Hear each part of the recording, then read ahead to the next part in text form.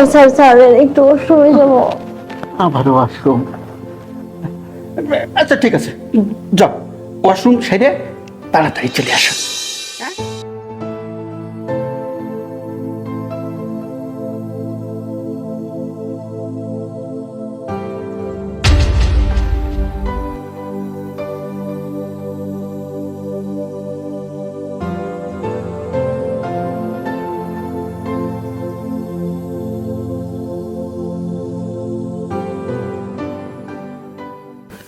একটা কিছু করতে হবে। নীলুফা, জি স্যার। এদিকে আসো তো। জি স্যার।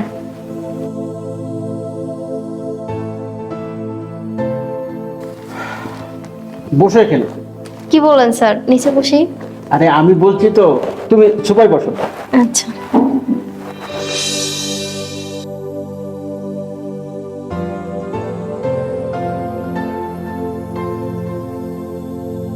আচ্ছা নীলুফা, এই তোমার জন্য কত টাকা বেতন দিই আমি? স্যার, আপনি তো আমাকে মাত্র 4,000 টাকা বেতন দেন। এখন তো জিনিসপাতির অনেক বেশি দাম। 4,000 টাকায় চলতে অনেক বেশি কষ্ট হয়। আমার মাটা অসুস্থ, আমার ভাইয়ের পড়াশোনাটাও করাইতে পারি না স্যার। একেবারে ঠিক কথাই বলেছো। দেখো, একটা 4,000 টাকায় কি হয়? এই সব জিনিসের দাম তো বেড়ে গেছে, এই কিচ্ছু হয় না 4,000 টাকাতে। তাই আমি ভেবেছি তোমারে আজকের থেকে আমি বেতন তোমারে ডবল করে দেব। স্যার, আপনি কি আমার সাথে মজা করতেছেন? দেখো, এই বাসায় তুমি আর আমি ছাড়া কেউ নেই। তোমার ম্যাডাম গেছে তার বাপের বাড়ি। এখন মানে কি করে বলি, তুমি যদি আমাকে একটু সময় দাও, মানে আমার কাছে থাকো, আমি যা বলি সেইটা যদি তুমি শোনো, হ্যাঁ, তাহলে তুমিও খুশি আমিও খুশি। কি যে কর না স্যার, আমি তো আপনার বাড়ি কাজের মেয়ে। শোনো মেয়ে, তুমি যদি আমাকে খুশি করতে পারো, তোমার কোনো অভাব থাকবে না। দেখো, তোমার হাতের চুড়ি, নাকের ফুল, যত গয়না গাটি লাগে, কাপড় চোপড় লাগে, সব আমি দেবো। তোমার কোনো টেনশন থাকবে না। তোমার ম্যাডাম যখন বাইরে থাকবে তখন মনে করবা তুমি এই বাড়ির রাজরানী, সেইভাবে রাখবো তোমাকে। তোমার কষ্ট আমি তোমাকে বুঝতেই দেবো না। কি এবার হলো তো? কি করতে বলেন আমারে বলেন, আপনি যা করতে বলবেন আমি তাই করব স্যার। আরে দুষ্টু মেয়েটা, একেবারে না বুঝলে কি হবে নাকি? তোমার বয়স হয়েছে না, এখন একটু বুঝার সময়। কি কইতেছেন স্যার, আপনি কিন্তু অনেক দুষ্টু। তবে 8,000 টাকা না, আপনি যদি আমাকে 16,000 টাকা দেন তাহলে আমি রাজি আছি। এই কথা? পাগল মেয়ে কোথাকার! আরে ওটা তো আমি দেবই তোমাকে, নিয়ে কি মন খারাপ করা লাগবে নাকি? মনে করো তুমি 16,000 টাকা পেয়েই গেছো। সত্যি স্যার, আপনি অনেক ভালো মনের মানুষ।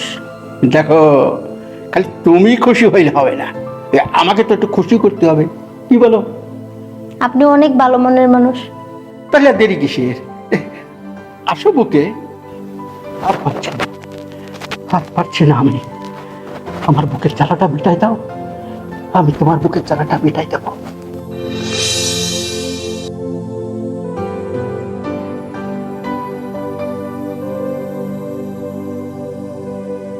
স্যার স্যার স্যার একটু ওয়াশরুমে যাবো। আবারও ওয়াশরুম? আচ্ছা ঠিক আছে, যাও ওয়াশরুম সেরে তাড়াতাড়ি চলে আসো।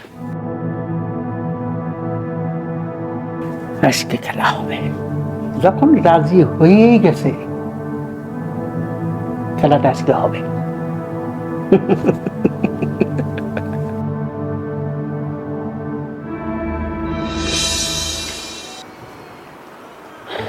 কি ব্যাপার, এখনো আসছে না? ব্যাপারটা তো ভালো মনে হচ্ছে না।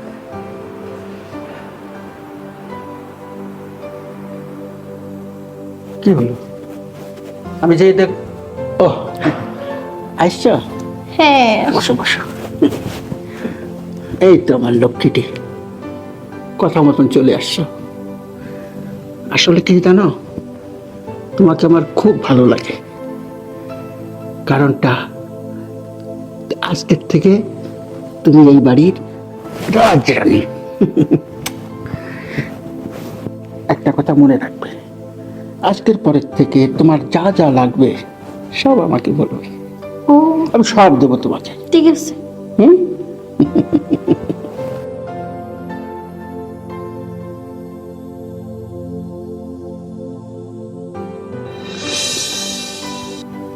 নীলুফা, তো তুমি এই চুপ। আর একটাও কথা বলবে না, জানোয়ার কোথাকার। তোরে আমি এতটা বিশ্বাস করতাম, এতটা ভালোবাসতাম, আর শেষমেশ তুই এমন কাজ করবে এটা আমি কখনো ভাবতে পারি নাই। সি ম্যাডাম, আপনি সময় মতো চলে এসেছেন, নাহলে তো আমার সর্বনাশ হয়ে যেত। ম্যাডাম, কই আপনি? তাড়াতাড়ি বাসায় আসেন।